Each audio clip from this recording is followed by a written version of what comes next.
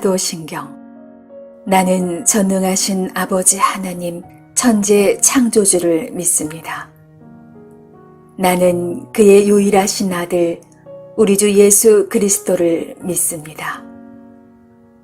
그는 성령으로 잉태되어 동정녀 마리아에게서 나시고 본디오 빌라도에게 고난을 받아 십자가에 못 박혀 죽으시고 장사한 지 사흘 만에 죽은 자 가운데서 다시 살아나셨으며 하늘에 오르시어 전능하신 아버지 하나님 우편에 앉아 계시다가 거기로부터 살아있는 자와 죽은 자를 심판하러 오십니다. 나는 성령을 믿으며 거룩한 공교회와 성도의 교제와 죄를 용서받는 것과 몸의 부활과 영생을 믿습니다. 아멘.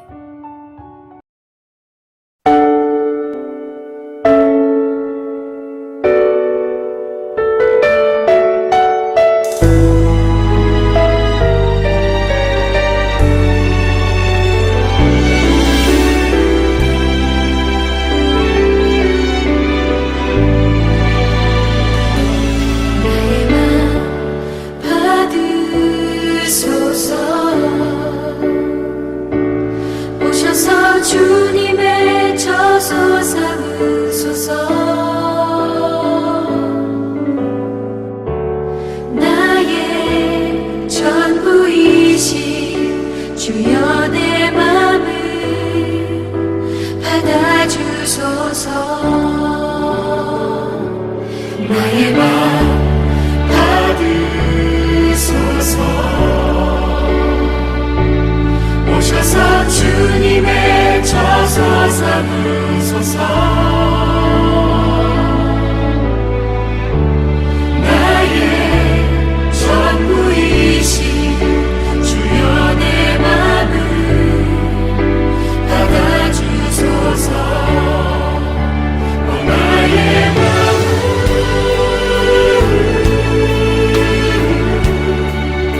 주님께 열어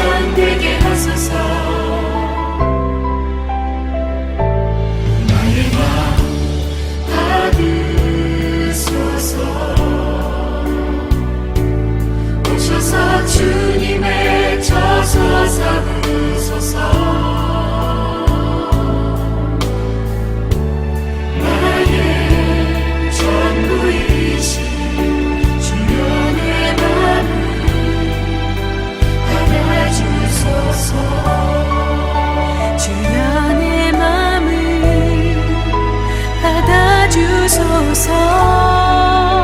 주여 내 맘을 받아주소서.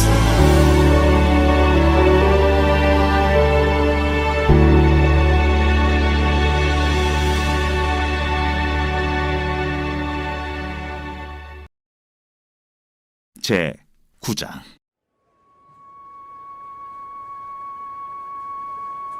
여덟째 날에 모세가 아론과 그의 아들들과 이스라엘 장로들을 불러다가 아론에게 이르되, 속죄제를 위하여 흠없는 송아지를 가져오고 번제를 위하여 흠없는 순양을 여호와 앞에 가져다 드리고 이스라엘 자손에게 말하여 이르기를, 너희는 속죄제를 위하여 순염소를 가져오고 또 번제를 위하여 1년 되고 흠없는 송아지와 어린 양을 가져오고 또 화목제를 위하여 여호와 앞에 드릴 수소와 순양을 가져오고 또 기름 섞은 소제물을 가져오라 하라. 오늘 여호와께서 너희에게 나타나실 것임이니라. 그들이 모세가 명령한 모든 것을 회막 앞으로 가져오고 온 회중이 나와 여호와 앞에 선지라. 모세가 이르되, 이는 여호와께서 너희에게 하라고 명령하신 것이니 여호와의 영광이 너희에게 나타나리라. 모세가 또 아론에게 이르되, 너는 제단에 나아가 내 속죄제와 내 번제를 드려서 너를 위하여 백성을 위하여 속죄하고 또 백성의 예물을 드려서 그들을 위하여 속죄하되 여호와의 명령대로 하라. 이에 아론이 제단에 나아가 자기를 위한 속죄제 송아지를 잡음에 아론의 아들들이 그 피를 아론에게 가져오니 아론이 손가락으로 그 피를 찍어 제단 뿔들에 바르고 그 피는 제단 밑에 쏟고 그 속죄제물의 기름과 콩팥과 간 거풀을 제단 위에서 불사르니 여호와께서 모세에게 명령하심과 같았고 그 고기와 가죽은 진영 밖에서 불사르니라. 아론이 또 번제물을 잡음에 아론의 아들들이 그 피를 그에게로 가져오니 그가 그 피를 제단 사방에 뿌리고 그들이 또 번제의 제물 곧 그의 각과 머리를 그에게로 가져오매 그가 제단 위에서 불사르고 또 내장과 정강이는 씻어서 단 위에 있는 번제물 위에서 불사르니라. 그가 또 백성의 예물을 드리되 곧 백성을 위한 속죄제의 염소를 가져다가 잡아 전과 같이 죄를 위하여 드리고 또 번제물을 드리되 규례대로 드리고 또 소제를 드리되 그 중에서 그의 손에 한 움큼을 채워서 아침 번제물에 더하여 제단 위에서 불사르고 또 백성을 위하는 화목제물의 수소와 순양을 잡음에 아론의 아들들이 그 피를 그에게로 가져오니 그가 제단 사방에 뿌리고 그들이 또 수소와 순양의 기름과 기름진 꼬리와 내장에 덮인 것과 콩팥과 간 거풀을 아론에게로 가져다가 그 기름을 가슴들 위에 놓으매 아론이 그 기름을 제단 위에서 불사르고 가슴들과 오른쪽 뒷다리를 그가 여호와 앞에 요제로 흔드니 모세가 명령한 것과 같았더라. 아론이 백성을 향하여 손을 들어 축복함으로 속죄제와 번제와 화목제를 마치고 내려오니라. 모세와 아론이 회막에 들어갔다가 나와서 백성에게 축복하매 여호와의 영광이 온 백성에게 나타나며 불이 여호와 앞에서 나와 제단 위에 번제물과 기름을 사른지라. 온 백성이 이를 보고 소리 지르며 엎드렸더라. 샬롬. 벌써 3월의 중순이 되었습니다. 이 3월 한 달 보혈의 능력이 우리 삶에 가득하기를 간절히 원합니다. 오늘 9장 말씀은 제사장의 사역이 어떻게 시작되는지를 보여주는 말씀입니다. 레위기 8장에서는 제사장 위임식 광경을 우리가 볼 수 있었죠. 이 축제가 7일 동안 계속되고 이 기간이 끝나면 제사장이 비로소 공적인 사역을 시작하게 됩니다. 물론 구약 성경에서는 특별한 종류의 사람들, 또 구별된 사람들, 하나님이 택하신 사람들만이 제사장이 될 수 있었습니다. 그러나 우리가 이제 오늘날 이 신약의 시대에는 이제 모든 성도가 제사장의 사역을 감당할 수가 있게 되었습니다. 이것을 가리켜서 만인 제사장직이라고 말합니다. 믿는 신자는 누구나 제사장의 부름을 받았고 또 모든 신자가 제사장의 사역을 감당할 수 있는 이것이 신약 성경의 가르침입니다. 그렇다고 모든 신자가 저절로 제사장의 역할을 하는 것은 아니고 신자가 신자다워야 하고 제사장이 제사장다울 때 비로소 제사장으로서의 역할을 감당할 수 있는 것입니다. 그러기 위해서는 무엇보다도 제사장다운 성숙과 또 영적 깊이와 말씀의 훈련이 되어 있어야 합니다. 그래서 이 신약성경의 가장 중요한 교리적 강조점은 첫째가 구원이라고 한다면 두 번째는 성숙이라고 말할 수 있습니다.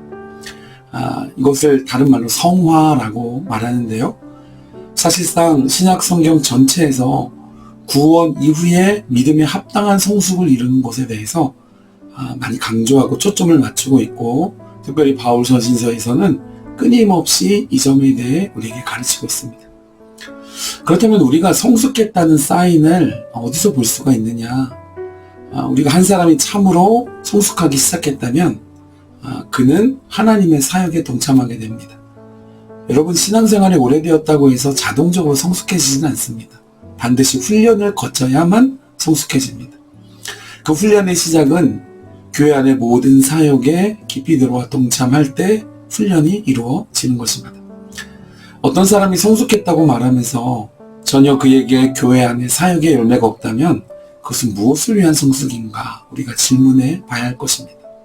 성숙한 신자는 가장 먼저 하나님을 사랑하고 하나님과의 관계가 늘 친밀하고 올바릅니다. 그리고 이어서 이웃들을 향한 베품과 나눔, 그리고 사랑의 실천이 반드시 함께 나타납니다. 그것이 성숙한 신자의 하나의 표지입니다. 주의를 향해 늘 마음을 열어두는 신자입니다. 이 사람은 하나님의 제사장으로서 참된 역할을 감당할 수 있는 사람이 비로소 되는 것이죠. 오늘 말씀에 보면 제사장의 역할을 시작하려면 가장 먼저 자신을 위한 제사부터 드려야 했습니다. 그것이 제사장이 가장 먼저 한 일이었습니다. 8절을 보면 대제사장인 이 아론이 가장 먼저 한 일은 자기를 위한 속죄제를 드렸다 그랬습니다. 그래서 자기가 먼저 준비가 안 되어 있을 때 우리는 이웃을 섬긴다는 것은 어려운 일입니다.